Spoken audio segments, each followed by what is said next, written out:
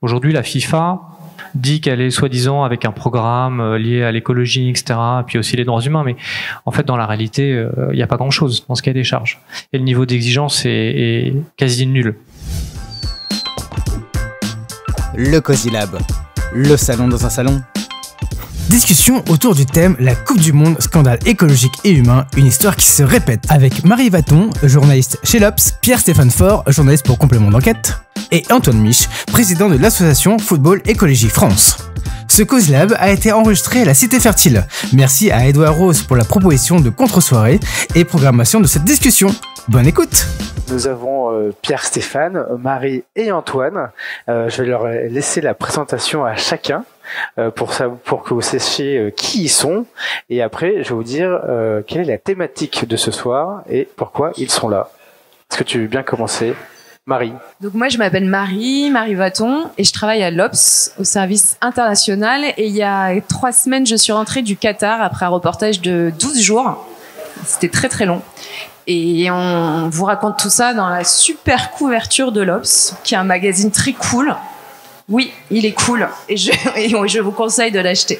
Pierre-Stéphane, vas-y. Alors bonsoir à tous, moi je suis journaliste, je travaille pour Complément d'Enquête sur France 2. J'ai fait ce reportage qui est sorti il y a un mois à peu près, 60 minutes. Il y a la moitié qui est consacrée à Doha, aux conditions de vie des ouvriers là-bas.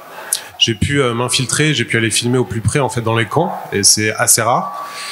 Et la deuxième partie est plutôt sur le rôle de la France et le rôle de notamment Nicolas Sarkozy pour l'obtention de la Coupe du Monde au Qatar.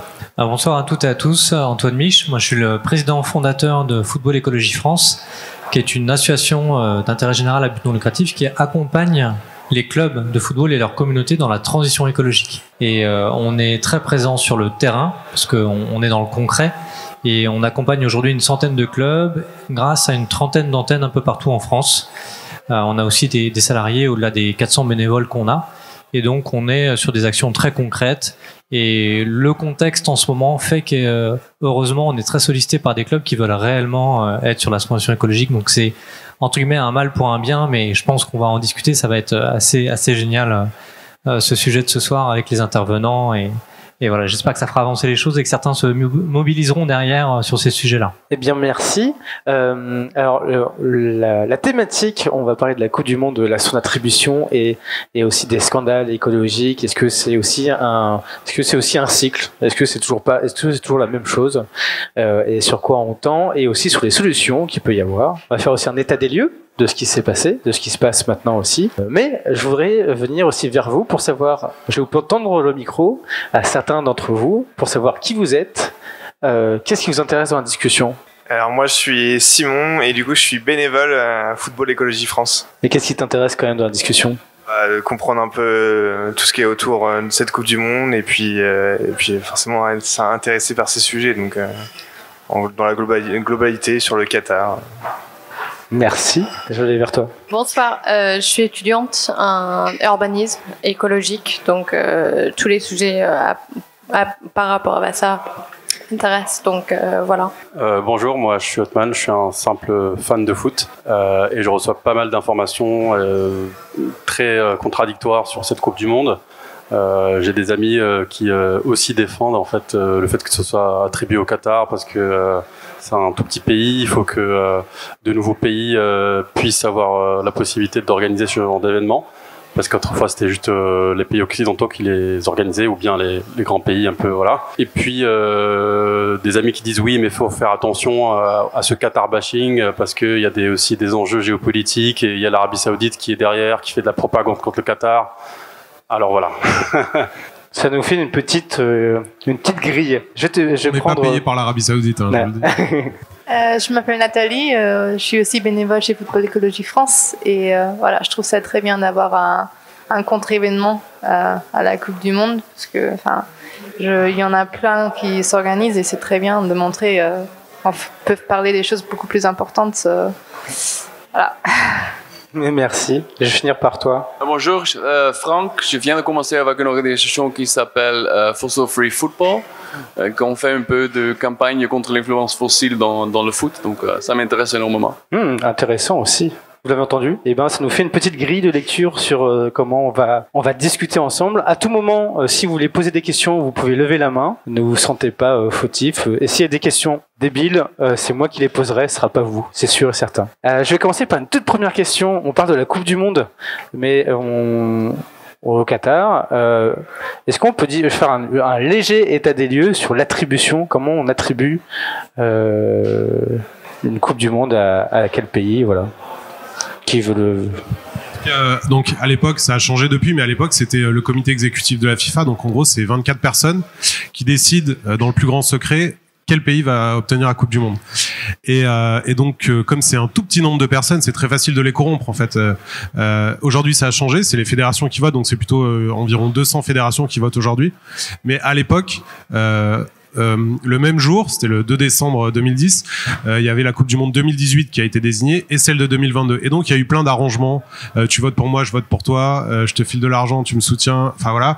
Et c'est comme ça que ça s'est passé en fait à ce moment-là. Et depuis, il y a plus de la moitié des 22 votants de l'époque qui sont dans des procédures judiciaires pour des faits de corruption en fait. Donc vraiment, il y a eu une corruption assez massive de cette vingtaine de dirigeants qui forment le comité exécutif de la FIFA. Ouais. Et ça a changé quand, justement, que ça se passait à la fédération? C'est à ce moment-là ils se sont dit, bah il y a eu trop de malversations, et après c'est passé à la fédération. Quand est-ce qu'il y a eu le shift, dire bon bah en fait ça marche pas ce truc-là? Bah le shift il a eu lieu après 2015, parce qu'en fait en 2015 il y a le FBI qui ont débarqué à Zurich quoi, et qui ont interpellé la moitié des membres du comité exécutif, qui ont perquisitionné le siège de la FIFA.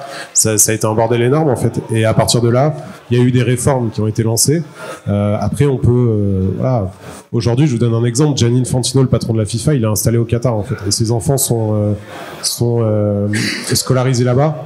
Donc, si vous voulez, voilà, la probité de la FIFA, aujourd'hui, on peut encore se questionner là-dessus, quoi, clairement. Une fois que l'attribution a été faite, bon, à chaque fois, tout le monde se dit, en fait, est-ce qu'on aurait pu, nous, à ce moment-là, faire quelque chose ou pas?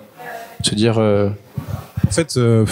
moi, j'entends souvent cette critique, genre ouais, c'est trop tard aujourd'hui pour critiquer. Enfin, on a entendu Macron qui l'a dit il y a 2 jours là en Thaïlande et tout.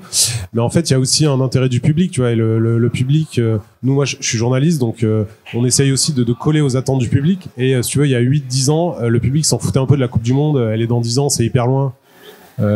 Donc l'intérêt il est là aujourd'hui. Donc nous, en tout cas, en tant que journaliste, même s'il y a eu il y a eu quelques reportages faits il y a quelques années.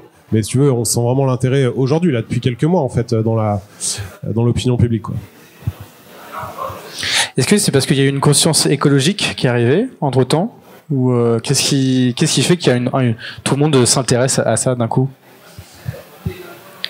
Alors, je pense que sur la partie des droits humains, il y a toujours une sensibilité depuis déjà des décennies, et ne serait-ce que la Coupe du Monde en 78 en Argentine sur la question de la politique du pays là-bas. Après, sur l'écologie, c'est vrai que c'est assez nouveau. On voit qu'il y a de plus en plus de gens qui se sentent concernés, qui se mobilisent. Et la preuve, c'est même pas ces derniers mois le Qatar, c'est peut-être plus la polémique qu'il y a eu sur le fameux char à voile du PSG, qui a vraiment montré qu'en fait, des millions de personnes pouvaient avoir un avis sur le sujet et dire non, c'est inadmissible. Ça, il y a 2-3 ans, je pense que ça aurait été inimaginable. Enfin, après, je pense que vous avez peut-être encore plus de recul en tant que journaliste, hein, mais clairement, ça, il y a 2-3 ans, ça aurait été inimaginable. Donc on voit qu'il y a vraiment un rapprochement aussi de la question du sport avec l'écologie. Le sport, beaucoup de gens, finalement, pour eux, c'est une passion, où ils le regardent à la télé, et il faut pas les embêter avec ça, voilà, c'est leur sport. Aujourd'hui, il y a vraiment un rapprochement entre le sport et quand même quelque chose de politique, et même quelque chose qui peut être polluant. Parce que pour la plupart des gens, il y a encore 2-3 ans, quand vous posiez la question du sport, est-ce que le sport c'est polluant? Ils vous disaient oui, la Formule 1. Et tous les autres sports, c'était pas polluant. Ah, désolé, toute activité humaine a une pollution. Enfin, après, il faut mesurer, et il y a des ordres de grandeur. Mais clairement, le football, comme premier sport au monde, est de très, très, très, très loin le plus émetteur d'émissions de CO2, le plus polluant en général, etc. Donc, forcément, quand on veut adresser ces sujets-là, la question de l'écologie dans le sport, il faut beaucoup questionner le football. Il y a quand même aussi quelque chose, moi je dirais plus globalement, il y a une éthique de la consommation qui s'est installée un peu partout. Et qui fait que là, on est en pleine inflation, l'Europe est quand même en guerre, il faut quand même le rappeler.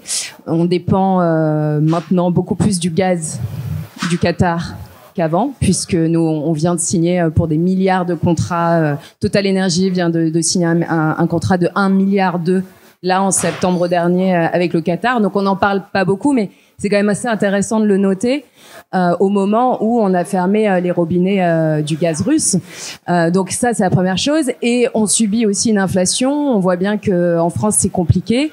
Et là, de voir les milliards de la FIFA, mais aussi les milliards du Qatar, qui est un des pays les plus riches, enfin qui est le pays le plus riche du monde par rapport au PIB par habitant, il y a quelque chose d'indécent aussi qui... alors, il y a l'écologie, mais il y a aussi cette indécence-là avec ces stades en plein désert qui ont coûté des milliards, ces gens qui ont une notion de la richesse qui est dingo, hein. C'est comme si vous avez, enfin, imaginez vous jouez au loto dès demain, tout change. Le Qatar, c'est un pays qui a gagné au loto. C'est un pays qui n'existait pas il y a 50 ans et d'un coup ils ont gagné le loto du gaz et ils sont devenus ils sont assis sur des gisements de gaz mais énormes. Ils en ont pour 130 années de réserve. Enfin, c'est dément. Donc je pense que tout ça sur un pays qu'on connaît peu, qui fait 11 000 kilomètres, hein, donc c'est la taille d'Île-de-France, et qui est composé d'un tiers de ses habitants sont des travailleurs immigrés. Donc il y a une combinaison de beaucoup de facteurs très choquants, je pense, vu d'ici. Et que vu de là-bas, ils ne comprennent pas du tout. Les critiques leur semblent totalement infondées, mais on pourra y revenir. Vas-y. Sur l'écologie, il y a 2-3 infos qui sont intéressantes. Enfin, on y allait tous les deux au Qatar. Enfin, ils ont pas du tout la notion de sobriété. Hein. Genre, vous voyez, ça les fait complètement rigoler, quoi. Leur industrie, la richesse, elle est faite sur la production de gaz à effet de serre, hein, puisque voilà, c'est les hydrocarbures. Si tu te balades dans la rue, ils climatisent la rue, quoi. Voilà, il y a des rues entières qui sont climatisées. Enfin, ils ont tous des 4x4 énormes. L'essence coûte rien. Enfin, je veux dire, j'avais vu une étude récente. Je saurais plus la sourcer, mais je l'ai vu il y a pas très longtemps. C'est les Qataris qui émettent le plus de CO2 par habitant au monde, quoi. Enfin, voilà, eux, la sobriété énergétique, voilà, ils sont très très loin de tout ça. Et c'est paradoxal parce qu'en fait, c'est les premières victimes du réchauffement climatique. C'est-à-dire que c'est là-bas que ça va réchauffer le plus vite. En tout cas, ça va réchauffer fort. Et en fait, ils sont vraiment dans une sorte de fuite en avant. Voilà, ils participent largement au réchauffement de la planète, tout comme l'Arabie Saoudite et d'autres pays dans le Golfe. Et en même temps, en fait, ils paraissent pas du tout prendre conscience, absolument pas, quoi. Ils jouissent vraiment de cette situation. Ça, c'est assez choquant quand on va là-bas, quoi. Justement, c'est une question que on va autant la poser maintenant, mais est-ce que justement c'est pas une préoccupation que nous on se fait, c'est une préoccupation très européenne et très européenne centrée par rapport à cet événement, que nous on se soucie de ça parce que bon voilà, mais est-ce que l'Inde, je pense qu'ils s'en foutent, le Brésil ils s'en foutent, est-ce que c'est pas quelque chose de très, et là je mets le truc très blanc? Alors moi c'est intéressant parce que je suis revenue du Qatar il y a 3 semaines et c'était un des reportages les plus difficiles que j'ai eu à faire parce que je suis partie, c'était une commande, ma direction m'a dit voilà, il faudrait que tu ailles au Qatar, c'est terrible, enquête sur les travailleurs, c'est de l'esclavage, etc. Et donc je suis partie avec mes idées, les infos que j'avais pu glaner. Et je suis arrivée là-bas. Alors, ça a été extrêmement compliqué de rencontrer des travailleurs, des ouvriers, etc. Parce que, en fait, c'est une dictature. Hein, donc, on n'a pas le droit de critiquer l'Émirat. Si on se plaint de ses conditions de vie et de travail, on risque d'être déporté. C'est le mot qui est employé là-bas, qui peut être un peu choquant. C'est arrivé un travailleur kényan qui s'appelait Malcolm Bidali et qui, du jour au lendemain, a disparu. Enfin, c'est des ONG qui ont travaillé des mois et des mois pour le retrouver, pour le faire sortir, etc. Et donc, il règne un soft power, donc l'Émirat contrôle et verrouille absolument toute communication. Donc quand on est journaliste et quand on arrive, tout est beau, dans le meilleur des mondes, tout le monde est content. Et même les travailleurs, les premiers à qui j'ai un petit peu essayé de parler à la volée, m'ont dit mais nous on est quand même super contents parce que moi je viens d'un bidonville au Bangladesh et oui d'accord, je travaille 14 heures par jour et je gagne 360 € par mois et je travaille même quand il fait 40, 42. Et oui, c'est vrai que c'est dur, mais j'ai pu construire ma maison, ma femme et mes enfants. Mes enfants, je les envoie à l'école, etc. Donc oui, il y a une vision hyper blanche et européano-centrée, et à la fois en même temps. Alors, moi, j'ai été prise dans le soft power parce qu'en plus, on parle d'esclavage domestique, 6500 ouvriers morts sur les chantiers, etc. Alors, ce chiffre, en plus, on pourra y revenir, mais il est pas tout à fait exact. Il est pas, en tout cas, il est hors contexte. Et donc, il y a un moment dans mon reportage où j'avais l'impression d'être folle. Concrètement, j'avais l'impression que en France, on voyait le Qatar et les travailleurs comme des gens, mais qui vivaient dans des bidonvilles, dans des conditions atroces. Alors moi, en plus, j'ai couvert Calais, parce que je travaille sur les questions migratoires. Donc à un moment, je me suis dit, mais j'ai vu comment on traitait nos propres migrants à Calais, qu'on les laisse camper dans la boue, concrètement, enfants, familles, et qu'on empêche les associations de leur donner à manger, de leur donner à boire. Enfin, c'est terrible. Il y a des arrêtés préfectoraux absolument partout. Et c'est vrai que on arrive au Qatar et voilà, les gens sont quand même contents parce qu'ils ont des meilleures conditions de vie. Et donc à un moment, je me suis dit, mais non, en fait, qu'est-ce que je fais là? Qu'est-ce que je vais pouvoir raconter? C'est fou.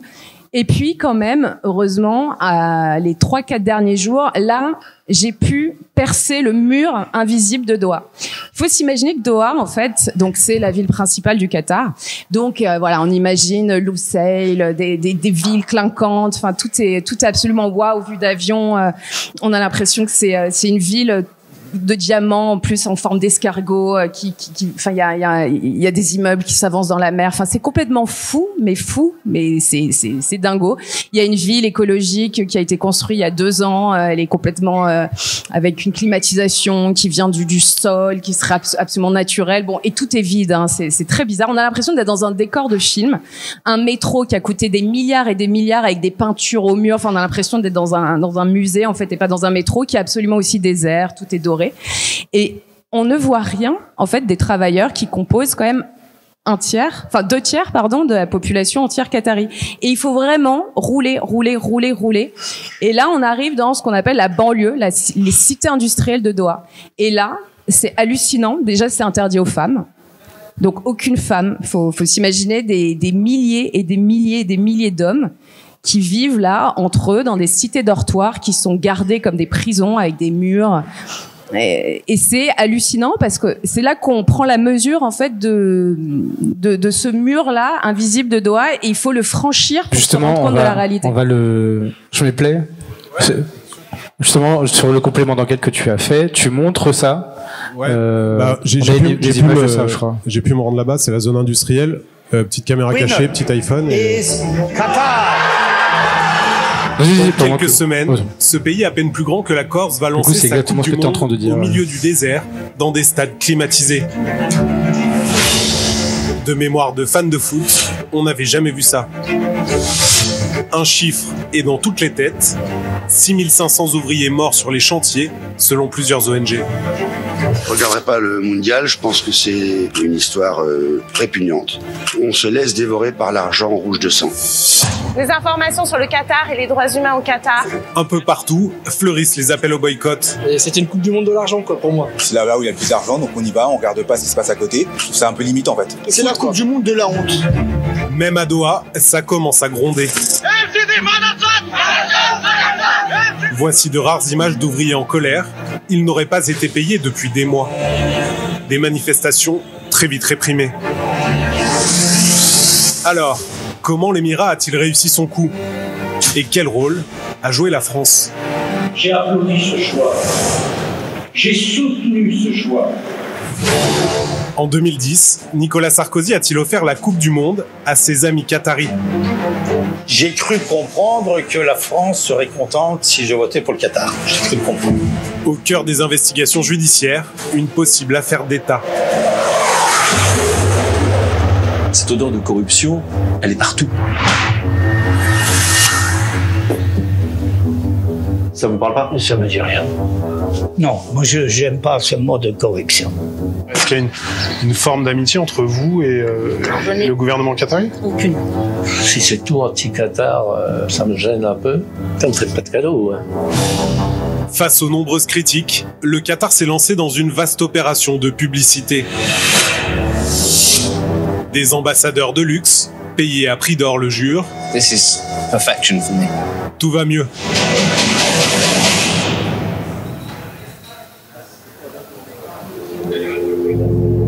Que se passe-t-il vraiment dans les coulisses de cette Coupe du Monde? Les promesses de l'Émirat sont-elles respectées? Difficile de le savoir, tant le Qatar verrouille sa communication. Cette monarchie est un régime autoritaire, impossible d'y filmer librement. Toutes nos images sont tournées clandestinement. Nous sommes entrés dans le pays en tant que simples touristes. Pour rester discret, pas de caméra, mais un smartphone. D'après l'Émirat, d'énormes progrès ont été faits pour les 2 millions de travailleurs étrangers. Instauration d'un salaire minimum, 280 €, semaine de travail de 48 heures maximum, et surtout des conditions de vie décentes.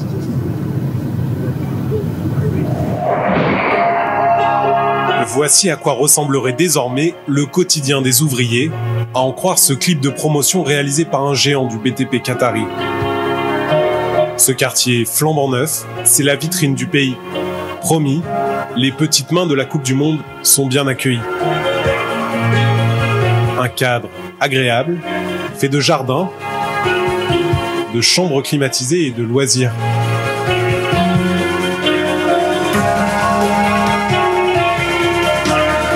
Mais qu'en est-il réellement sur le terrain ?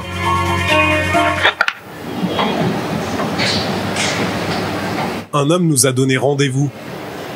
Il sera notre guide. Il vit ici depuis 5 ans. Nous l'appellerons John. Hi, how are you? You? Good to see you, man. Bro, we go to back to Alatia, please. Okay? Ce travailleur africain est à bout. Il a décidé de tout nous montrer. Il nous emmène à 30 minutes du centre-ville de Doha, dans la zone industrielle.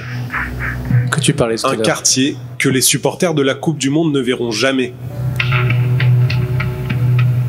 L'endroit est strictement interdit aux caméras. Seule solution pour interviewer John, un taxi. Le conducteur est de mèche. To be honest, it's very, very risky. Pour être honnête, c'est très risqué. Car si je me fais attraper aujourd'hui, ils vont m'expulser, ils vont m'arrêter, je perds mon travail, je perds ma vie, je perds tout. Tu risques d'aller en prison ? Oui, mais encore une fois, je pense que si les gens ne savent pas ce que l'on vit ici, alors rien ne changera. Tu vois ce que je veux dire ?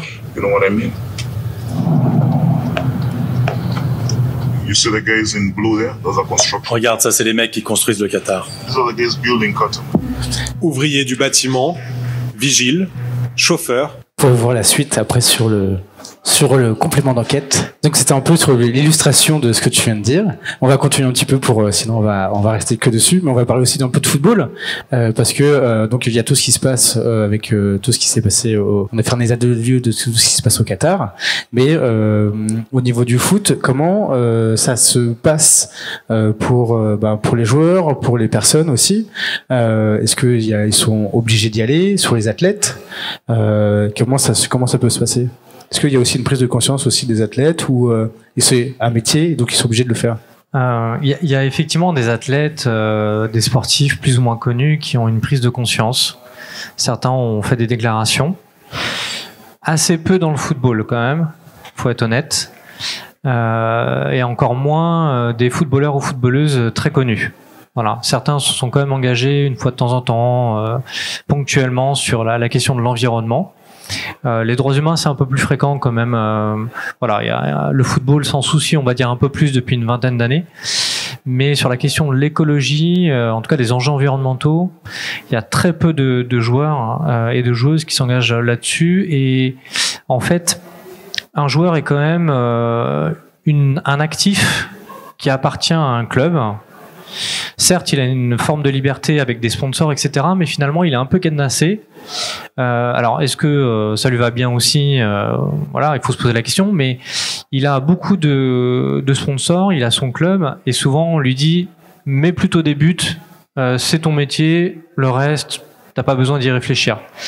Et effectivement, hein, quand on voit les activités des footballeurs et footballeuses, alors, les footballeuses sont, je pense, un peu plus ouvertes à la société globalement, hein. Mais les footballeurs, c'est vrai que les engagements, en tout cas sur la question de l'environnement, sont pas très fréquents. Donc honnêtement, quand on voit les réactions de ces derniers jours des joueurs de l'équipe de France, on peut pas dire que ça soit une réaction au niveau de l'enjeu qui se passe au Qatar. ok, ils vont donner un peu d'argent aux ONG qui vont s'occuper de réparer ce qu'ont fait les autres. Donc finalement, on n'est pas sur la problématique, la vraie problématique, qui est la problématique finalement amont, mais pas aval. Et tout à l'heure, on parlait de l'attribution de la Coupe du Monde. C'est vrai qu'il y a la question des cahiers des charges aussi, en fait, dans ces événements-là. Et c'est bien dommage. En fait, il y a très très peu d'exigences, notamment environnementales. Donc forcément, le Qatar ou d'autres n'ont pas d'obligation particulière liée à la FIFA de faire des choses sur ces sujets. Oui, il n'y a aucune clause, il n'y a rien du tout. C'est un vide intersidéral. Ah ouais. Donc le pays qui reçoit plus ou moins avec transparence et logique la Coupe du Monde, en tout cas l'événement. Et là on parle de football, mais on peut parler de tous les événements sportifs internationaux. Hein, c'est la même histoire. Il y a un cahier des charges et on dit bah voilà, est-ce que vous allez le respecter ou pas, et derrière avec plus ou moins de contrôle. Aujourd'hui la FIFA dit qu'elle est soi-disant avec un programme lié à l'écologie, etc., puis aussi les droits humains, mais en fait, dans la réalité, il n'y a pas grand-chose dans ce cahier des charges. Et le niveau d'exigence est quasi nul. Donc en fait, ça pose problème aussi.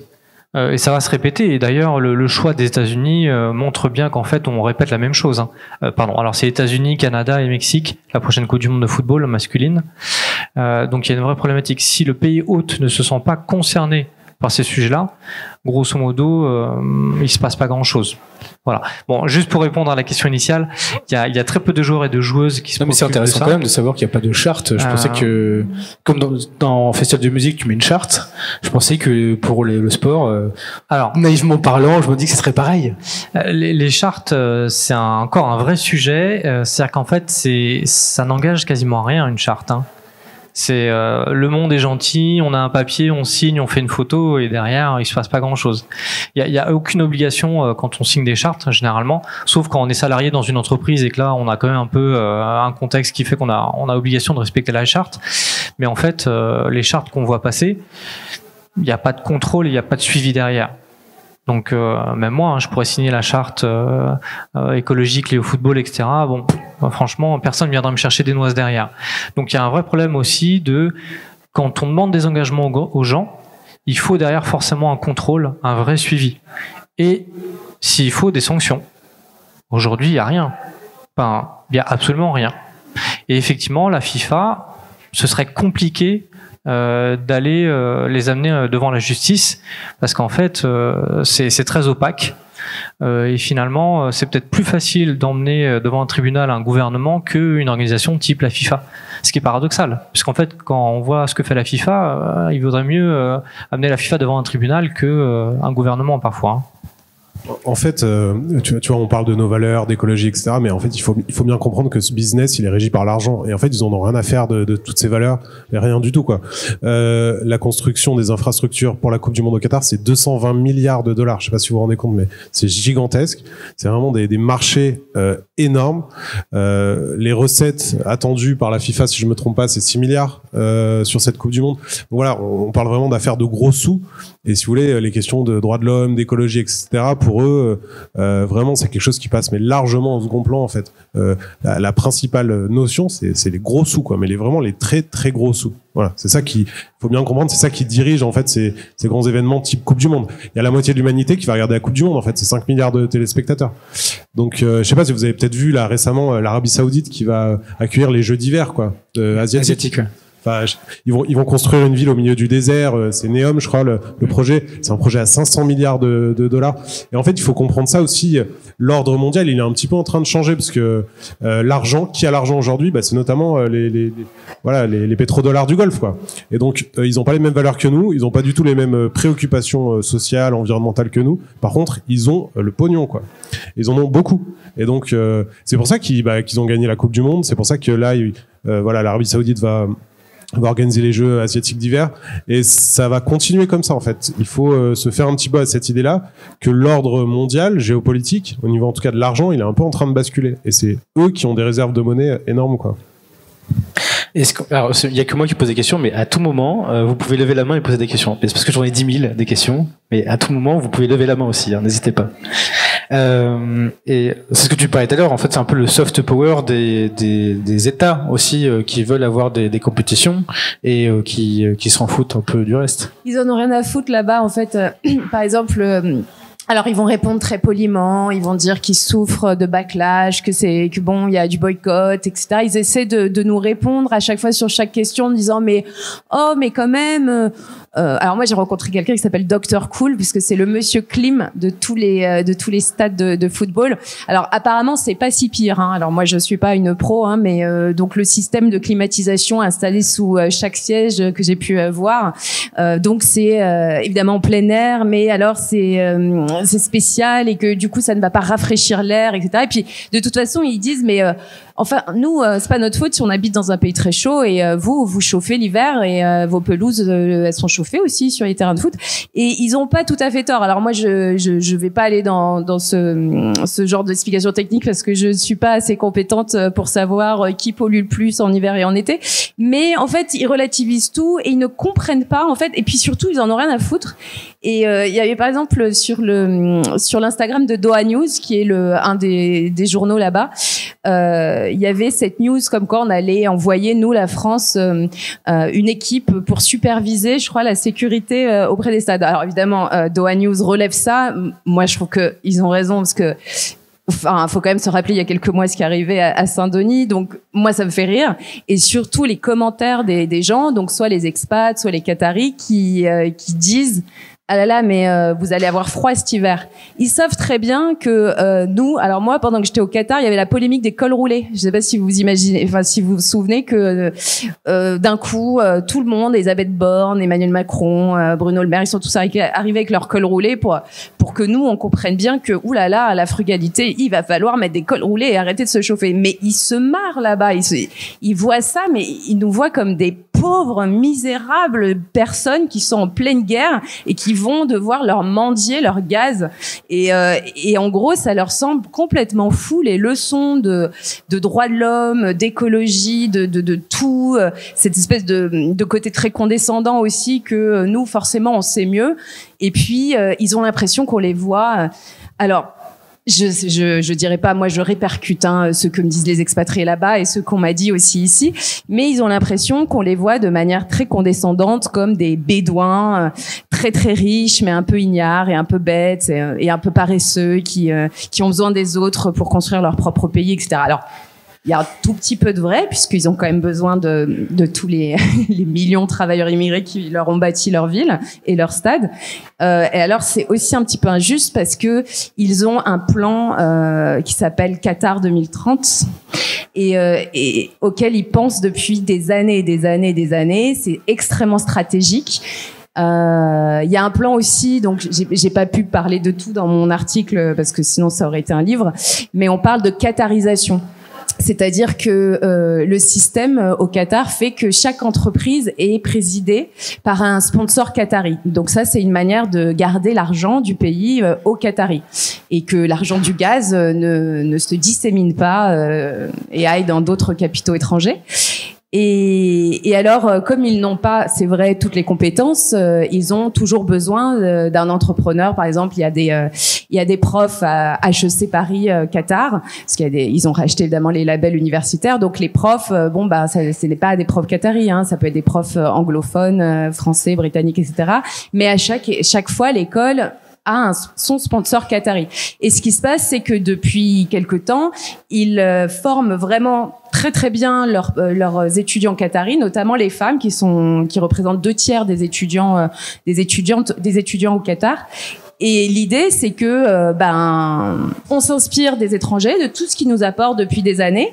Mais en fait, le plan, c'est au bout d'un moment, on n'aura plus besoin d'eux. On les vire, ils partiront et nous, on aura acquis leurs compétences. C'est vraiment le soft power, tout petit à petit, avec et c'est très la bataille de stratégique. l'image. C'est pas du tout bordélique, c'est pas du tout comme on pourrait imaginer. Mais du coup, de notre côté, on peut aussi faire ce côté-là aussi, ce soft power, peut-être avec les actions aussi qui sont menées par des associations, par ce que tu fais directement sur le terrain, de discuter avec les gens.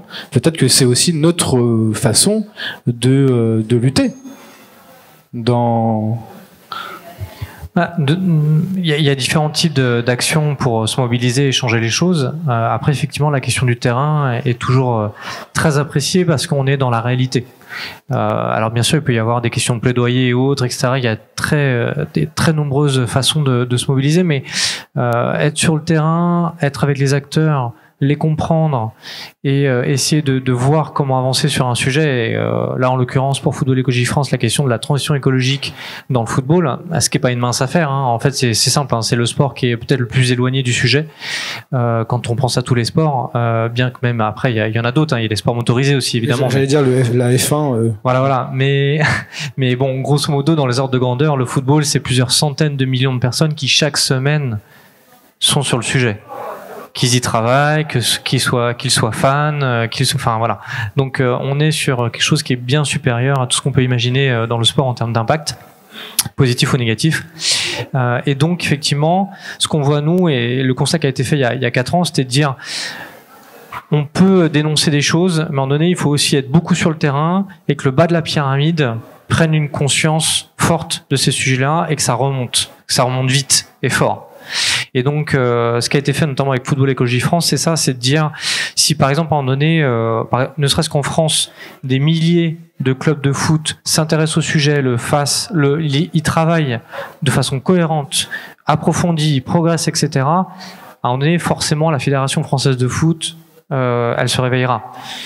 C'est peut-être un peu idéaliste, mais quelque part, c'est un système qui a marché dans d'autres situations, pour d'autres sujets, voilà, dans d'autres périodes historiques.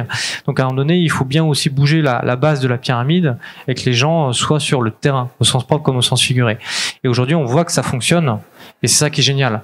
C'est-à-dire que, évidemment, aujourd'hui, on n'en est pas encore à des milliers de clubs qui sont sur le sujet et qu'on marque à la culotte pour qu'ils mouillent le maillot, de façon voilà, très concrète. Mais ça fonctionne. Et on pourrait le démontrer un peu tous les jours sur des actions type liées aux déchets, l'énergie, les transports, etc. Sachant que sur le sport en général, l'enjeu, c'est beaucoup la question des transports. Enfin, si on parle d'impact carbone. Voilà. Après, il y a d'autres types de pollution, mais on va beaucoup travailler avec les clubs sur la question des transports, parce que quand vous avez des dizaines de milliers de personnes qui vont au Stade de France, quand vous avez chaque week-end des centaines et des centaines, voire des milliers de matchs de foot, ne serait-ce qu'en France, c'est 3 millions de kilomètres parcourus. Pour un seul sport, pour un seul pays, pour un seul week-end. 3 millions, c'est plusieurs fois le tour de la Terre. Donc en émissions de CO2, c'est un carnage écologique. Donc voilà, c'est pour ça qu'on a choisi de se mobiliser sur le terrain avec les gens et en fait dans l'association on est des passionnés de foot et d'écologie et donc en fait on connaît le foot et c'est pour ça qu'on sait parler aux gens qui sont pas encore convaincus sur la question de l'écologie mais qui vont agir dans leur club. Mais il y a comme tu as dit, il y a des gens qui sont pas convaincus. C'est quoi les freins? Alors, de façon basique, il y en a qui connaissent pas vraiment le sujet. Donc on essaie de leur expliquer de façon très ludique et très pédagogique, avec des séances d'intelligence collective, ce que veut dire finalement la transition écologique dans le football. Donc déjà ça, si on le fait pas, c'est compliqué parce que les gens vont pas très bien comprendre le sujet et finalement ça va pas leur donner envie. Sauf que pour travailler ce sujet-là dans un club, il faut vraiment avoir envie. On est dans une structure qui a ses intérêts sportifs, économiques, etc. Donc voilà, ça c'est ce qui s'appelle un sujet extra-sportif. Donc pour qu'ils soient sérieux sur ça, il faut vraiment leur donner envie. Donc on vient avec des ateliers, des temps de sessions collectives, où en fait on leur donne envie collectivement d'y aller, que ça soit avec les gens du club, mais aussi leur communauté. Ça peut être des parents de jeunes joueurs, des sponsors, la mairie, des riverains, etc. Et donc finalement, ça va mobiliser son club et toute sa communauté à bouger. Après, évidemment, pour la plupart, il y a des questions de structuration aussi du club. Quand on est dans un petit club de football, ouais, je vois qu'il y a des questions, donc ce sera intéressant. Il y a des petits clubs de football qui aujourd'hui veulent juste que les gens du club tapent dans le ballon et voilà. Donc tout ce qui est extra sportif ne les intéresse pas beaucoup. Donc là, ça va être quand même compliqué de les intéresser. Il faut pas se le cacher. Voilà, c'est grosso modo il y a ça. Il faut vraiment prendre le temps de leur expliquer, de leur donner envie. Et honnêtement, ce que nous on constate sur le terrain quand on y va et qu'on a fait ces séances, ne serait-ce que de sensibilisation collective, quasiment tous conviennent qu'il faut vraiment adresser le sujet et ils sont d'accord pour qu'on les accompagne sur des temps longs. Parce que si c'est juste pour venir une fois de temps en temps, ça sert à rien. Donc il faut qu'on les voit très régulièrement, qu'on les challenge et surtout qu'on leur facilite le passage à l'action. Et quand on leur facilite le passage à l'action et qu'ils voient des choses, des résultats très très concrets, là ils se disent waouh, ok, en fait c'est quand même vachement bien. On voit des effets un peu positifs à gauche à droite avec les différentes personnes du club. Et là, on sent qu'on bouge tout un écosystème.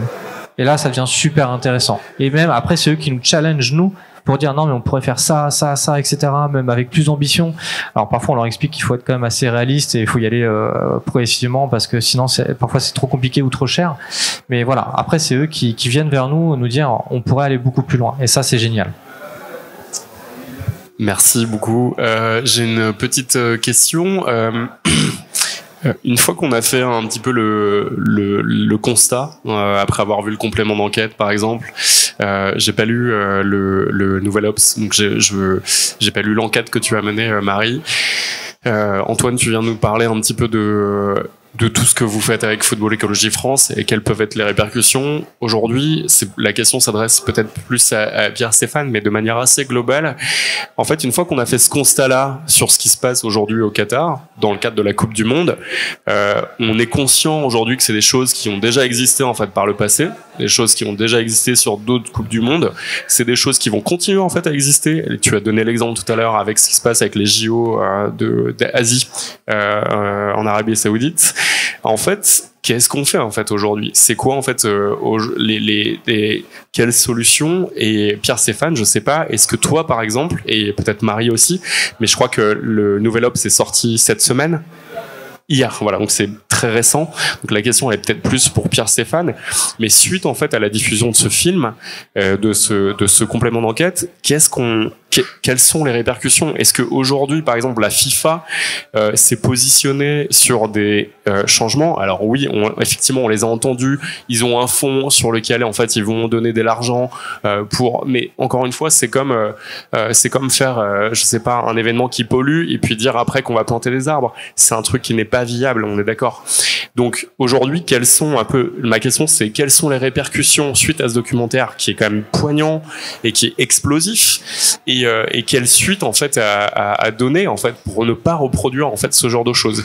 Et donc l'idée ma question c'est de recontextualiser un petit peu ce truc là en parlant du passé et quid en fait de l'avenir et de voilà. En fait, en enquêtant, je me suis rendu compte que c'est pas juste la Coupe du Monde au Qatar qui a été achetée, hein, c'est toutes les Coupes du Monde, sans doute celle qui a eu lieu en France aussi. Il y a eu des soupçons de corruption sur celle qui s'est tenue en Allemagne, Afrique du Sud. Donc en fait, ça marche comme ça, en fait, et ça marche comme ça depuis toujours. C'est-à-dire que depuis toujours, il y a du fric qui passe, il y a des contrats qui sont donnés pour construire les infrastructures, parce que il faut des infrastructures, des stades, etc. Et donc, je crains que ça continue. En fait, ça va pas changer. Enfin, tu vois, la FIFA a dit ok, maintenant on va mettre en place une grille avec notamment le respect des droits de l'homme dans les pays qui obtiendront les prochaines coupes du monde.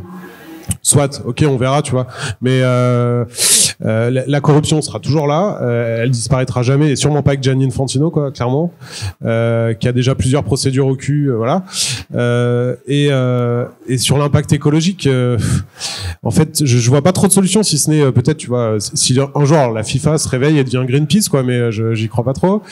C'est mal parti en tout cas.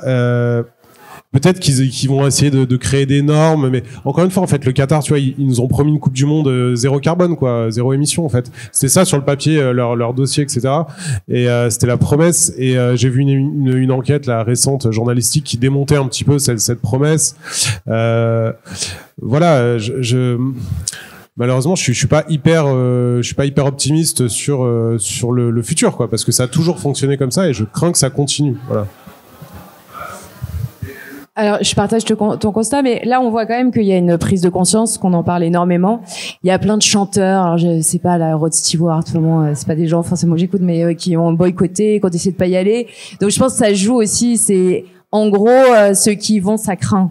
Enfin, voilà, c'est, oh là là, enfin, je pense qu'il y a un truc comme ça qui peut se jouer sur l'image, en fait. Ah ouais, donc et c'est quand même important maintenant, les chanteurs avec des bonnes valeurs, les joueurs de foot. Enfin, je pense que Mbappé il va y réfléchir à 2 fois aussi avant de faire des blagues un peu à la con, de rigoler. Et là, ça, enfin, j'ai l'impression quand même que c'est hyper nouveau. et que c'est comme ça que finalement le Qatar a rien à perdre, parce que l'argent ils en auront mais toujours. Ils ont quelque chose à perdre, c'est leur image, parce que sans leur image, bah ils ont raté leur bataille de la com. Et moi je pense que là ils ont un peu raté. Là ils ont payé des ouvriers indiens pour jouer les supporters. Ils avaient déjà fait ça en 2015 où ils avaient organisé un marathon, et en fait comme il y avait pas assez de monde, il y avait ils avaient payé des milliers d'ouvriers qui étaient là devant en sandales et en tongs pour faire le monde devant les caméras. Enfin voilà, et ça en fait ça passe pas, c'est ridicule. Et ça, c'est vraiment, je pense, sur la bataille de l'image que nous, avec nos valeurs occidentales, alors je fais pas une bataille, nous c'est meilleur et eux c'est moins bien. Mais enfin, quand même, on est content d'avoir cette liberté d'expression. Moi, j'étais quand même un peu contente de revenir parce que je me suis dit bon, voilà, c'est vrai qu'on a de la chance. J'ai de la chance de pas vivre dans un bidonville et de ne pas être forcé d'aller en Arabie Saoudite, au Qatar, au Bahreïn ou dans les Émirats pour pouvoir vivre, parce que la réalité c'est que le Qatar c'est le moins pire de tous ces Émirats. Faut quand même ça c'est important de le dire. Alors c'est eux qui prennent, parce que c'est eux qui sont devant la lumière avec cette Coupe du Monde, etc. Mais c'est les seuls à avoir aboli le système de kafala, qui est un système qui met les employés quasiment en esclavage par rapport à leurs employeurs, et toutes les ONG, et d'ailleurs aucune ONG n'appelle au boycott, parce qu'ils disent tous, que ce soit Amnesty, Human Rights Watch, etc., ils disent en fait nous depuis 2011 on arrive à parler avec eux, on arrive à parler avec les autorités qataries, on arrive à obtenir des choses. Il y a eu des réformes de travail énormes en 2018, en 2020, etc., qui ne sont pas suivies des faits. Attention, hein, non, mais attendez, mais qui sont pas qui ont quand même changé quelque chose, parce que moi j'en ai trouvé des gens qui me disaient avant c'était pire, etc. Alors c'est largement pas suivi des faits, mais il y a quand même ces réformes officielles. Alors qu'ailleurs, on ne sait pas ce qui se passe. Aux Émirats, alors ils sont en guerre d'image, de communication, etc. Mais les Émirats sont les premiers à être très très contents que le Qatar s'en prenne plein la gueule. Mais aux Émirats, c'est pire, hein. Et ça, Fair Square le dit, plusieurs associations le disent. Ils disent, mais en fait, le Qatar, ils font en tout cas des efforts. Et récemment, juste quand même, il y a 3 semaines, le bureau du Comité des droits de l'homme, qui a un bureau à Doha, m'a montré une campagne de communication du ministère du Travail qatari, où on voit le slogan, c'est employeur, respectez vos employés. Et donc il y a quand même cette volonté qui n'est pas que de la com, parce que ça c'est pas quelque chose, c'est vraiment en arabe, c'est dans les rues. Enfin moi je l'avais même pas vu, c'est pas quelque chose qui est placardé partout, parce qu'il y a beaucoup quand même de sociétés qui ne sont pas qataris et dont les patrons sont des Libanais, enfin des expats, des gens qui viennent d'Arabie Saoudite, du Liban, du Maghreb, etc. Et eux aussi n'appliquent pas les lois. Donc c'est plus complexe que ça en a l'air. Je suis pas d'accord sur tout ce que tu dis. Déjà, toutes les entreprises au Qatar, elles sont détenues par un Qatari à 51%. Donc, le patron est systématiquement Qatari, tout le temps. 2, tu vois, quand il est là, mais bon, et 2, en fait, c'est tout petit. Il faut se rendre compte, Doha, c'est grand comme Montpellier à peu près, quoi. Donc, je veux dire, ils sont richissimes. S'ils veulent faire appliquer les lois, ils embauchent 500 mecs qui vont, on n'a pas eu le temps de voir là, mais dans tous les camps de travailleurs où ils sont logés, en mode favela, et ils mettent à l'amende les entreprises qui traitent mal leurs employés. En 6 mois, c'est fini, quoi, en fait. Il y a aucune volonté politique de le faire. Ils votent des lois, ça nous fait plaisir, ça fait plaisir à l'OIT, branche de l'ONU, ça leur permet d'avoir une sorte de vernis un petit peu occidental. Faut se souvenir, en fait, que quand ils ont voté ces lois, c'était 2017, il y avait un blocus énorme autour du Qatar. Donc l'Arabie Saoudite, les Émirats Arabes Unis, il y avait vraiment une menace de guerre imminente, et ils avaient besoin, les Qataris avaient besoin de la protection de l'Occident. Donc ils nous ont acheté des avions, à nous les Français, c'est une façon d'avoir une petite assurance militaire au cas où ça part en sucette. Et ils avaient besoin du soutien de l'Occident, donc ils ont voté ces lois, super, mais ils les ont pas appliquées en fait. Et ça, partout où je suis allé, moi je l'ai vu, enfin partout quoi. Et à chaque fois j'ai discuté avec les gens, effectivement ils ont aboli la kafala, donc ils ont aboli la kafala, mais ils ont créé le non-objection certificate. En gros, t'as quand même besoin de l'autorisation de ton patron pour changer de job quoi. Et s'il ne signe pas ton NOC, bah tu peux pas changer de job, et c'est comme du temps de la kafala. Donc en fait, moi vraiment quand je suis là-bas, le sentiment que j'ai quand je parle avec les gens, je vois les conditions de vie, c'est que le pouvoir, il y a pas de volonté politique de changer les choses. Il y a beaucoup de communication, clair et net, mais une vraie volonté politique, il y a pas, parce qu'ils ont les moyens en fait. S'ils veulent, ils font tout changer en 6 mois quoi. Et en fait, de manière, je te rejoins, c'est un peu plus complexe que ça. il y a 350 000 Qataris. Voilà. Donc tout le monde se connaît. C'est des tribus. Et si tu commences à aller taper dans le business de machin, tu peux vite déstabiliser la société en fait. Et donc je pense que ça c'est compliqué aussi. Si tu commences à être trop agressif dans l'application des lois, quand t'es l'État qatari, tu peux vite déstabiliser la société. Et ils ont pas du tout envie de ça. Et donc voilà, donc ils y vont petit à petit, mais franchement vraiment petit à petit quoi. Tu vois. Ouais, mais 2016, il y a pas si longtemps quand même, tu vois. Alors moi, je vais pas réagir à ce que tu viens de dire, désolé, mais c'est plutôt à toi, Antoine, que je vais poser la question. Tu parles de transition écologique pour les clubs de foot. En fait, quand on voit ce qui se passe pour les grands clubs de foot, les envies de Super League, se diriger vers un modèle un peu NBA où les trajets sont toujours plus longs. On voit un NBA à 40 équipes qui prennent des jets privés tous les 2 jours pour traverser les États-Unis. Et c'est l'envie qu'a le football, notamment les top clubs, les 20 plus gros clubs européens ou les 10 plus gros clubs européens. Quand on voit que c'est ça le modèle qu'ils veulent atteindre, toi, tu agis. En fait, je voulais savoir comment tu agis. Si c'est plutôt le but, c'est de montrer l'exemple avec les clubs amateurs qui peuvent grandir et devenir des clubs plus importants. Si c'est sensibiliser les amateurs de football au truc de l'écologie, parce qu'en fait moi ça fait 20 ans que je suis abonné que je vais au stade, et la première fois que je suis allé j'avais 10 piges, j'en ai 30 aujourd'hui et rien n'a changé, et même dans des clubs de Ligue 2 ou de National, malheureusement pour moi parce que les clubs que je supporte sont un peu, mais du coup même dans ces clubs-là, en 20 ans, rien n'a changé dans leur manière de se déplacer, dans leur manière de vendre de la boisson, on voit jamais une bière bio dans un stade, même au Red Star à Saint-Ouen qui est plutôt un club engagé, il n'y a pas vraiment d'effort fait par rapport à ça. Donc en fait, est-ce que le but c'est d'amener les clubs amateurs à la transition écologique, ou est-ce que tu as l'ambition est-ce que tu peux agir sur des gros clubs qui pourtant tendent vers un truc beaucoup plus polluant? Alors, c'est vrai que sur des projets type la Super League, c'est des aberrations écologiques, et on sera prêt effectivement à le dire haut et fort, et à faire en sorte que justement on montre qu'il y a quand même 2 footballs. Le football amateur et le football professionnel, c'est 2 mondes différents. Il y a quelques passerelles parce qu'il y a des gens du football amateur qui deviennent des grands footballeurs et des grandes footballeuses, mais on sait que c'est vraiment 2 mondes différents. Le foot amateur, c'est très terre à terre, c'est le citoyen, c'est monsieur, madame, tout le monde, etc. Voilà, c'est là où on apprend le football. Et eux, effectivement, tous les jours, il y a vraiment des clubs et plein de gens qui nous sollicitent pour transformer leur club. Parce qu'ils font des choses à la maison et donc ils veulent que leur club change. Ils font des choses à l'entreprise et ils veulent que leur club aussi change, etc. Donc, effectivement, on travaille beaucoup avec les clubs amateurs, mais ne serait-ce que parce que dans le football, en France, sur les 15 000 clubs, c'est 99,9% des clubs amateurs. Donc on accompagne essentiellement des clubs amateurs. On a travaillé avec quelques clubs professionnels, mais c'est des galaxies beaucoup plus complexes. Pourquoi ? Parce que dès qu'un sujet n'est pas lié à du football et à mettre un but et gagner le match, ils veulent que ça soit pas chronophage, super rentable, pas trop compliqué et que ça se voit beaucoup. Alors, quand on travaille la transition écologique, en général, on va en profondeur, ça met du temps, c'est pas forcément visible. Faut éviter le greenwashing évidemment, donc on leur explique aussi qu'il y a des choses qui se font pas, et voilà. Donc c'est beaucoup plus complexe dans le football professionnel, et aujourd'hui on a des clubs amateurs qui font des choses vraiment très très bien, et on veut que ça irrigue aussi, en tout cas que ça inspire les clubs professionnels. Mais c'est pas gagné quand même. Par contre, on travaille avec pas mal de clubs de National et certains de Ligue 2, et mine de rien, on voit que ça bouge un peu. Donc pourquoi pas quelques clubs de Ligue 1 aussi. Alors il y a eu des classements, il y a un classement qui s'appelle qui a classé les clubs de Ligue 1 selon leur niveau d'engagement environnemental.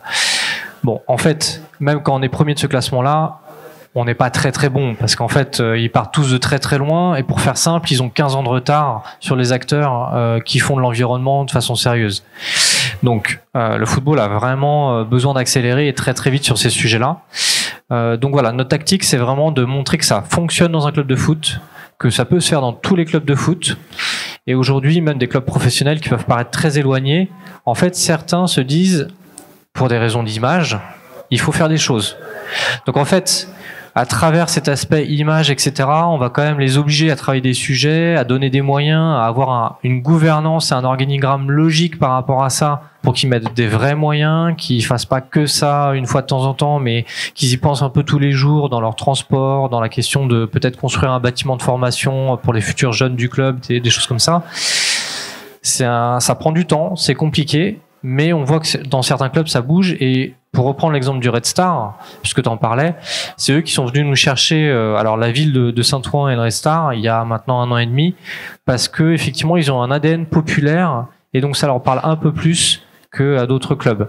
Donc c'est intéressant, d'autant plus que eux ils sont très liés à Paris 2024, puisque c'est une ville où il va y avoir le village olympique.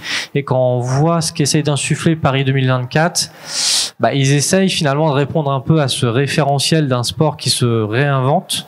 Et donc c'est intéressant de voir que une ville comme ça et un club comme ça envisagent des choses nouvelles. Ils sont en train de reconstruire tout un stade et ils essaient de l'imaginer quand même avec un peu l'aspect écologique. Et on va beaucoup les challenger sur les transports de supporters, sur la question de l'énergie des bâtiments, sur la gestion des déchets. Il y a quelques clubs qui visent du zéro déchet. C'est rare, mais il y en a de mémoire. Il y a Amiens, par exemple, qui est alors ils sont plus en Ligue 1, voilà, mais en tout cas ils ont une vraie démarche sur le zéro déchet. Donc on essaie aussi de montrer qu'il y a des choses qui se passent à gauche à droite et qu'il faut diffuser très très largement ces bonnes pratiques-là. Mais on fait très attention au greenwashing parce que les gens du foot sont vraiment habitués à ce que ça soit simple, pas cher et souvent mal fait. Voilà, je suis un passionné de foot, mais je suis très lucide quand même.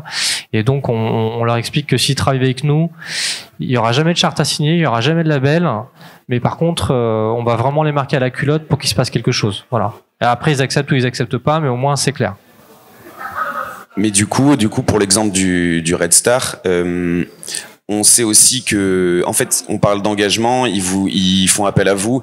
On sait, enfin, moi, je vois aussi dans les tribunes là-bas ce qui se passe. C'est un club où il y avait que des gens de Saint-Ouen il y a encore 6 ans. Aujourd'hui, il y a énormément de Parisiens qui y vont. C'est un club engagé à gauche qui renvoie une image aussi un peu cool. Ils font énormément de merchandising. Ils font des partenariats, des collabs avec des marques de sap pour être cool. Est-ce que vraiment ils veulent s'engager ou est-ce que c'est un outil de communication pour eux? Est-ce que vous pensez que vraiment ils ont la volonté d'être écolo ou ça leur sert d'être écolo? Ça servira forcément leur marketing parce qu'un club professionnel, quel que soit le sujet, ils ont besoin que ça soit rentable. Après, nous, on fera attention, en tout cas sur la partie écologique, que ça soit pas du grand n'importe quoi. Donc c'est difficile à dire parce que aujourd'hui on n'a pas encore tous les détails de ce qu'ils veulent faire sur plusieurs années, mais effectivement un club professionnel et le Red Star et plein d'autres sont en train d'avoir une sorte de mécanique réseau social, marketing qui est très très bien développée, peuvent faire des vraies erreurs. Et franchement, quand certains nous disent que leur priorité c'est la gestion des déchets, oui c'est un sujet important, mais dans les ordres de grandeur, il y a déjà la question des transports des gens. Parce que quand vous faites venir plusieurs milliers de personnes, voire dizaines de milliers de personnes à chaque match, l'impact, notamment carbone, il est gigantesque. Donc, certes, les déchets, c'est important, mais à un moment donné, il faut aussi prioriser. Donc, ce qu'on les aide aussi à faire, c'est à être beaucoup plus cohérents et à prioriser les choses par rapport aux vraies urgences climatiques et environnementales. Parce que sinon, ils font juste un petit ramassage de déchets par-ci, voilà, un petit truc sympa qui est bien visible. Et là, forcément, on comprend tout de suite qu'ils sont sur la mauvaise trajectoire. Donc après, nous, on se donne le droit de ne plus travailler avec eux, mais de leur dire clairement les choses. Oui, pardon. Du coup, je pose ma question. Je reviens un petit peu sur ce que je disais tout à l'heure. Donc pour Marie et Pierre-Stéphane, en fait, j'ai du mal. Enfin, ton discours était très pessimiste tout à l'heure sur en fait qu'est-ce qu'on va pouvoir dégager de ça, quel est l'avenir, en tout cas autour des grandes compétitions, que ce soit foot ou pas foot, en fait. Aujourd'hui, je sais pas, en tant que média pour Nouvelle Ops, toi Pierre-Stéphane qui représente Complément d'enquête sur France 2, je sais pas comment vous positionnez même personnellement en fait sur la suite. Est-ce que vous allez aller plus loin peut-être? Est-ce que vous allez couvrir l'événement en Arabie Saoudite? Est-ce que je sais pas, en fait, j'essaie de me questionner un petit peu sur les possibilités que nous, en tant que un peu espace citoyen, et vous êtes des citoyens, citoyennes, comme Antoine aussi, qui essaie d'agir aussi avec Football Écologie France, comment aujourd'hui, en fait, on lutte un petit peu contre ça, en fait. J'ai vraiment du mal à... Désolé, j'ai du mal à accepter ce pessimisme, mais ça, c'est personnel, hein, et t'as tout à fait le droit, mais j'essaie de voir, en fait, quelle solution, en fait, on va pouvoir amener à ce truc-là. J'ai l'impression que c'est hyper... Antoine, tu nous dis, laisse tomber l'AD1, les grandes... Enfin, ça ne marchera pas si c'est pas de l'amateur. Ok. Antoine, enfin, Pierre-Stéphane, tu dis, bah ouais, c'est comme ça, et en fait, tant qu'il y a de l'argent, il y a de la corruption, ça ne changera pas. Du coup, j'essaye, mais de remettre un petit peu de comment on peut agir, en fait, derrière. C'était juste ma question. Ouais, je suis pessimiste, je sais pas, je suis lucide, quoi, mais en tout cas, nous, qu'est-ce qu'on peut faire, citoyens, si tu veux, c'est peut-être, ne pas regarder, en fait. Le boycotter, bon, machin et tout. Moi, par exemple, je vais pas du tout regarder la Coupe du Monde. Pourquoi? Parce que peut-être toi, je sais pas ce que t'en penses, mais bon, en tout cas, j'ai vu la misère de ces mecs, les yeux dans les yeux. Je passais des nuits avec eux, dans leur dortoir pourri et tout. J'ai vu à quel point ils sont exploités. Ça m'a dégoûté. J'ai pas du tout envie de participer à ça. Mais je veux dire, ce qu'on peut faire nous individuellement, si tu veux, la FIFA, c'est quoi? Son argent, c'est la publicité, quoi. C'est comme ça qu'ils font de l'argent, la FIFA. Donc nous, quand toi tu regardes pas la télé, tu regardes pas les pubs, tu regardes pas TF1, bon bah ça fait baisser un peu leur audimat, ok, un par un, mais si on est 5 millions à le faire, tu vois, ou 10, bon, ça a un sens. Et donc ça fait baisser les revenus de la FIFA. Donc voilà, tu voulais faire quelque chose, bah regardez pas la Coupe du Monde, comme ça vous donnerez pas vos yeux, tu vois. En termes de publicité. Après, tu disais à l'Arabie Saoudite. J'aimerais bien moi aller faire un sujet en Arabie Saoudite. Bon, il y a un petit danger quand on se souvient de Khashoggi. Ils sont pas super sympas les Saoudiens avec les journalistes, quoi. Donc je sais pas si ce sera possible, mais effectivement, si on doit faire quelque chose, c'est tout de suite, je pense. Parce qu'une fois que les grandes infrastructures, tout est lancé, etc., c'est trop tard en fait. C'est parti, on pourra bien faire ce qu'on veut, ce sera trop tard. Donc là, par exemple, sur l'Arabie Saoudite, peut-être qu'il y a quelque chose à faire aujourd'hui. Mais bon, c'est un État souverain qui dispose de ses réserves de dollars. Ils en font ce qu'ils veulent. S'ils veulent construire une ville futuriste au milieu du désert, tu vois, on peut marquer notre désaccord, on peut l'exprimer. Mais je crains qu'on ne puisse pas vraiment influer sur le prince d'Arabie Saoudite, quoi. Parce que il y a un côté mégalo aussi, il y a un côté ah ouais, toi t'as eu ta Coupe du Monde, moi t'as construit 8 stades, moi je vais construire une ville futuriste au milieu du désert et j'en aurai pour 2 fois plus cher que toi parce que c'est le cas. Le budget c'est 500 milliards, enfin, c'est genre démon, quoi. Et il y a ce côté mégalo en fait où ils veulent créer leur œuvre, voilà. Et c'est vraiment dur de lutter contre ça. Et je pense que là typiquement, voilà, tu m'interrogeais sur l'Arabie Saoudite. S'il y a quelque chose à faire, c'est tout de suite, parce que par contre dans quelques années, ce sera déjà trop tard, tout sera lancé en fait.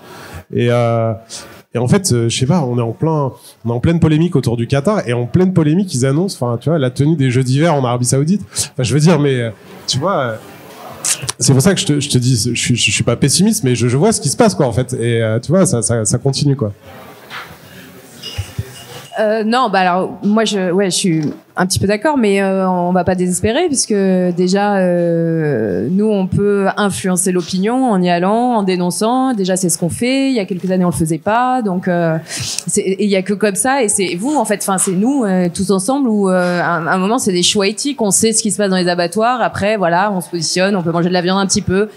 Le foot, moi je regarde pas le foot, ça m'intéresse pas du tout de voir des hommes en short courir, être payés des millions. Je sais pas, je m'endors. Enfin, j'aime bien la liesse populaire, j'aime bien le truc, et je comprends que le peuple, les gens, ils aient besoin de cette distraction-là. Moi, j'ai même pas la télé chez moi, je vis comme une vieille dame. Je sais pas, enfin, je suis sur le terrain, je suis pas chez moi en fait. Mais par contre, je suis pas sûre.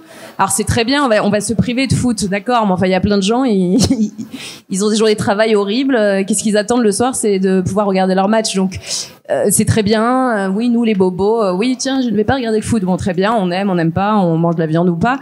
Mais c'est encore moi je trouve que c'est un point de vue de bobo. Alors après, c'est chacun avec ses possibilités, ses choix conscients, mais c'est illusoire de penser que le monde va boycotter et va arrêter de regarder le foot, tout simplement parce que les gens, ils ont des vies de merde dans le monde entier et que le foot, ça représente quand même une distraction qui met tout le monde d'accord. Donc voilà, après, le truc, moi je pense que les pays, même les plus riches, qui vivent sur les pétrodollars, pétro-gazo-dollars, tout ce qu'on veut, ils ont besoin d'avoir une bonne image et que, alors l'Europe compte de moins en moins, hein. Je suis un petit peu lucide aussi, hein. On se fout bien de notre gueule, on est en pleine guerre. Il y a Xi Jinping là, il y a Poutine là, il y a l'Iran là, les pays du Golfe. Enfin, on n'est plus dans notre apogée en fait. Eux, ils sont en pleine, comme tu disais, ils sont en train de bâtir leur œuvre. En gros, ils font leur révolution industrielle que nous on a faite il y a 200 ans. Donc ils sont en développement mais surpuissants. Alors que nous, on est en déclin surpuissant. Enfin, voilà, nous, on est en déclin et eux, et d'ailleurs, ils le savent très bien. Hein, ils le voient, ils l'expliquent en disant, oui, vous, vos démocraties, elles sont pourraves. En fait, ouais, vous travaillez moins, mais du coup, il y a plus rien qui se fait. Vous êtes en grève tout le temps, ça marche plus. De toute façon, vos valeurs, elles sont pourraves. Vous allez plus faire d'enfants. Vous allez tous niquer entre vous comme des animaux. Enfin, voilà. Mais c'est ce qu'ils pensent là-bas. C'est ce que pense Poutine. C'est ce que Xi Jinping pense aussi. Et voilà. Et moi, je suis très contente de revenir en France parce que je trouvais ça très bien d'avoir ces idéaux-là, d'avoir ces valeurs-là. Peut-être qu'elles sont pourries, peut-être qu'elles entraînent nos pays vers le déclin, mais en même temps, je trouve que si on peut rester un espèce de hub de pensée, un hub de pensée progressiste, de pensée optimiste et d'être un peu le territoire où vont se jouer des façons de penser nouvelles, des innovations. En tout cas, même si on produit peut-être beaucoup moins qu'avant, on produit de la pensée. Et ça, je pense que si on peut s'accrocher là-dessus, c'est déjà pas mal. Je vais prendre la toute dernière question. Vas-y. Ok, en fait, c'est pour toi, Marie. Et tu viens de parler de ce soulagement en rentrant en France. Comment tu as vécu ton enquête en tant que femme journaliste à Qatar? Parce que pour moi, c'est très intéressant. Et dans cet univers masculin, j'imagine que pour toi, c'était vraiment compliqué. Et Marie, je suis désolé, mais tu auras 2 minutes. Je vais aller très très vite. En gros, c'était horrible. J'ai dû me cacher dans des voitures, sous les sièges. Je faisais une espèce d'interview de speed dating dans la nuit. Je sortais que la nuit, en fait. Donc la nuit se couche tôt, heureusement. Le soleil se couche à 17h. Et donc, je travaillais je travaillais le matin. Je faisais semblant de faire un reportage officiel. Je rencontrais que des gens officiels. Enfin, j'étais dans le soft power. Et le soir, par contre, j'allais dans les sites industriels et je me cachais. Dans les voitures, je pouvais pas sortir. Et c'est là où je me suis rendu compte. Il y a une misère sexuelle des hommes qui est terrible. Moi, j'ai rencontré quelqu'un qui n'avait pas vu une femme en 4 ans. Il a 22 ans. Au moment où il part du Bangladesh, le moment où il a peut-être envie de vivre un peu de manière libre, parce qu'au Bangladesh, c'est pas très cool, hein. C'est assez chaud aussi au niveau des règles. Et on se dit, mais enfin, voilà, c'est des animaux, il y a aucune liberté. C'est interdit d'avoir des rapports sexuels hors mariage. Donc, faut se rendre compte aussi de ça. Et en tant que femme, je pense que, moi, j'ai trouvé ça terrible. Eh ben, on va terminer dessus. Mais en note positive, moi, ce que je note en note positive, c'est que c'est toujours un travail d'image de base.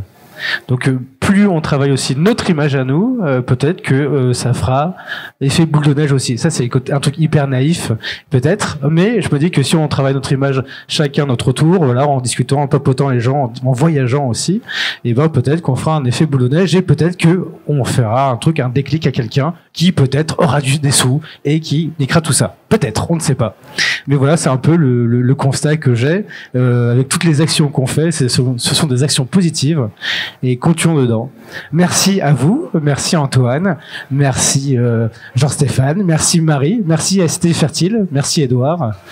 Et est-ce que tu veux dire un dernier truc? Peut-être un dernier mot. Merci à toutes et à tous. Juste pour vous prévenir que la prochaine date et la prochaine table ronde qu'on accueille à la Cité Fertile aura lieu le vendredi 9 décembre autour des meufs et des minorités dans le foot. Où est-ce qu'on en est de l'inclusivité dans le foot? On accueillera à la table ronde Roxana Maracineanu, qui est l'ex-ministre des Sports. On accueillera les sportives, l'équipière, bref, une belle table ronde. Donc venez nous voir, même horaire, le 9 décembre, ça aura lieu dans les écuries de l'autre côté. Voilà. Et on clôturera les contre-pieds le vendredi 16 décembre avec la projection de la Coupe du Monde 98 et plein d'animations autour de ça. Voilà. Merci à toutes et à tous. Merci encore à vous. Merci à tous. Le Cozy Hub, c'est aussi des rencontres et des échanges à suivre sur YouTube et sur tous nos réseaux. Abonnez-vous.